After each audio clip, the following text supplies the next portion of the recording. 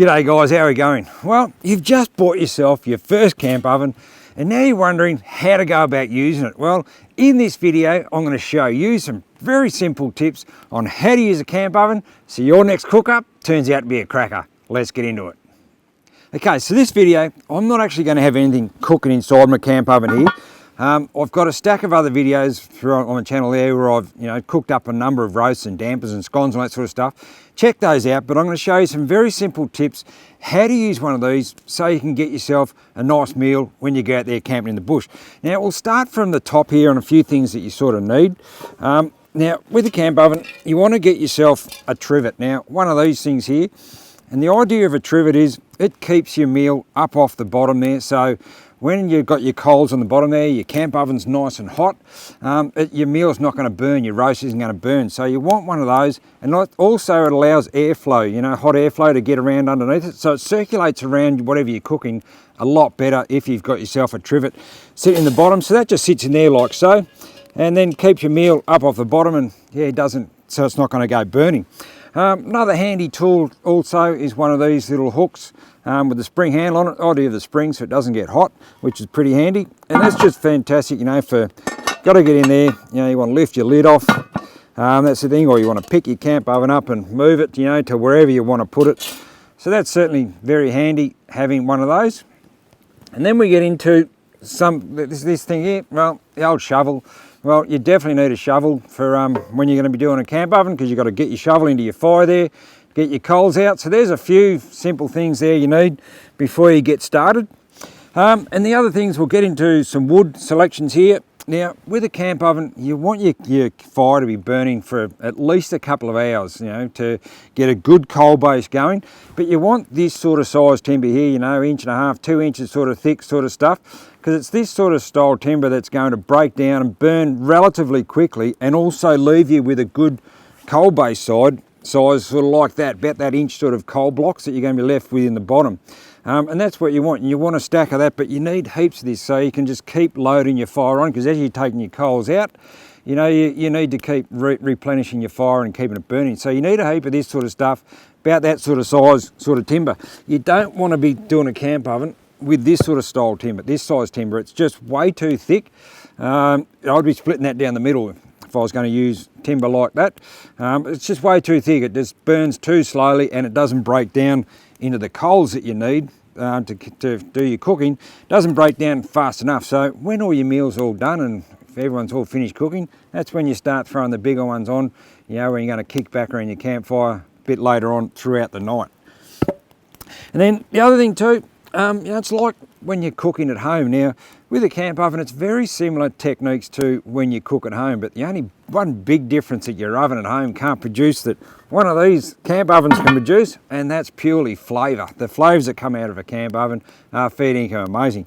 So the same thing, when you're doing a roast at home, you bring your oven up to temperature. You don't get your leg of lamb or your pork or whatever out of the fridge and then try it straight into a coal oven and then start cooking it. It's not the way to go, and it's exactly the same with one of these.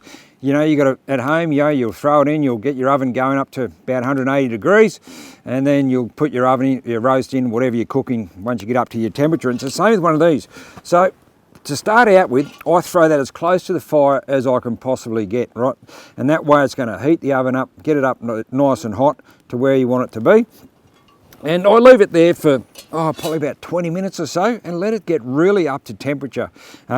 So when you put your meal in, it's going to start cooking nicely. Now, this is the next big trick. Where do you get your coals? Do they go on the top? Do they go on the bottom? What do you do with that? So again, in those videos I've showed you, some of my cooking videos, I go a bit more detail about coals and all that sort of stuff. But so I'll get the shovel out, I'll get a few coals out, put my coals on the ground out here sort of thing. Then I'll put my camp oven on top, and then I'll put a couple of shovels of coals, nice hot coals on the top there, and leave it go. And then about every 15 minutes, 20 minutes or so, just get your hook thing in it and just give that about a quarter of a turn. And that way it sort of keeps the temperature evenly based around the fire there. For the radiant heat that's coming off the fire, it's going to keep it nice and evenly based inside in there. So yes, about every 15, 20, just give it a quarter turn, and that'll be, keep that temperature, pretty constant temperature inside. And the other trick too with a camp oven is you don't want to be lifting that lid as little amount as possible. So when you're starting out, you know, you're going to be lifting it every now and then, not with that though, but you're going to lift it with one of these. You know, you're going to be lifting it, checking your meal just to make sure it's going all right. But once you get the hang of using one of these and get the temperatures sort of down pat, you should only, you know, over sort of about a 2-hour cook up for a roast, you should only lift that lid maybe 2-3 times absolute tops over that sort of 2 hours. So maybe in the first 20 minutes or so, you'll probably lift the lid and just give it a quick check, see how it's going, and if you're happy with it, well then you shouldn't have to lift it again for sort of about half an hour, 45 minutes later for the mid-range checkup, and then maybe, you know, about 15-20 before it's going to be cooked, you might lift that lid again just for a final checkup and see how it's all going. Then I suppose the other thing that, you know, some people are a bit unsure about when you're using a camp oven, you know, for the first few stages, is how far away from the fire should you have it. Now, for me, if I've got a leg of lamb that's maybe going to cook up, you know, for probably 2, 3 people, maybe 4 people, I'd have my camp oven sort of sitting out about here. I'd have a good coal base sitting under the bottom of it, and sort of that sort of distance. So what are we there? Sort of about 300 or 400 away from the fire. You're still going to get nice radiant heat coming off the fire there for your camp oven. And as I say, you know, keep turning that quarter turn. So that's sort of the distance that I would sort of keep my camp oven sitting about there. Again, depending how big your fire is too, but somewhere around that sort of size, sort of about 300 or 400 away from the fire is certainly a good sort of distance away. But if you're going to do like over a really slow cook up, maybe over sort of 4 to 5 hours, which I've done a few of those, and it's a magnificent way of cooking if you can do a nice slow cook up over sort of that 4 or 5 hour period for a leg of lamb or a roast of some sort. It's magnificent. Well then I'd probably take it away from the heat just that little bit further again. And the reason for that is you don't want so much direct heat coming away from the fire there to cook whatever you got going on inside. So you're really now relying on your coal base. And when I'm doing a slow cook up like this, well then I would generally replace my bottom coals as well as the top ones, do those both together. So put another couple under the bottom, couple more on the top, and that just keeps a nice temperature there. And then all you're relying on is just the heat from those coals, which is cooking that nice and slowly over that sort of 4-5 hour sort of period there for when you're going to cook something. But you know, if you have to just a standard cook up like you do at home, you know, roast at home, sort of 1:45, 2 hours, I'd have my camp oven sitting about there, and it'll still turn out absolutely beautiful. But feeling you can't beat a slow cook up when you're doing it over a long period of time, because the meat just falls apart and just comes off the bone really nicely.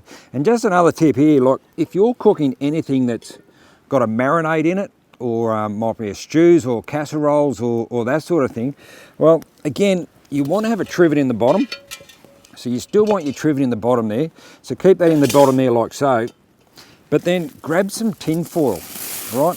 And line the bottom of it with tin foil, because if you just put your marinated, whatever it is, roast in there, or your stews and your casseroles, all the goodness, all the juice is going to fall through the holes on your trivet and end up in the bottom, and that's not what you want. You want to retain that goodness. So just grab some tin foil like so, and just line the bottom of it like that. Maybe another one. And then that way, whatever you're cooking, the marinated, whatever it is you got cooking, your stew, your roast or marinated meat, your casseroles, all that sort of stuff, well, it's all going to stay retained inside that tin foil little basket in there, and you're going to retain all the goodness for all the juices and whatever you're cooking in. But if you're just doing like a normal roast, that sort of thing, you don't want to be putting tin foil in it, because you're pretty much just going to stew it. So you want to take the tin foil out for just a roast or something like that. But anything marinated, anything casseroles, stews, that sort of stuff, put the tin foil on the bottom there, and it'll turn out absolutely magnificent. So there you go, guys, there's my camp oven tips. Let us know how you go if you put any of them into place, because I'd be really keen to hear if any of them work out for you guys. So there you go, guys, we'll catch you a bit later on.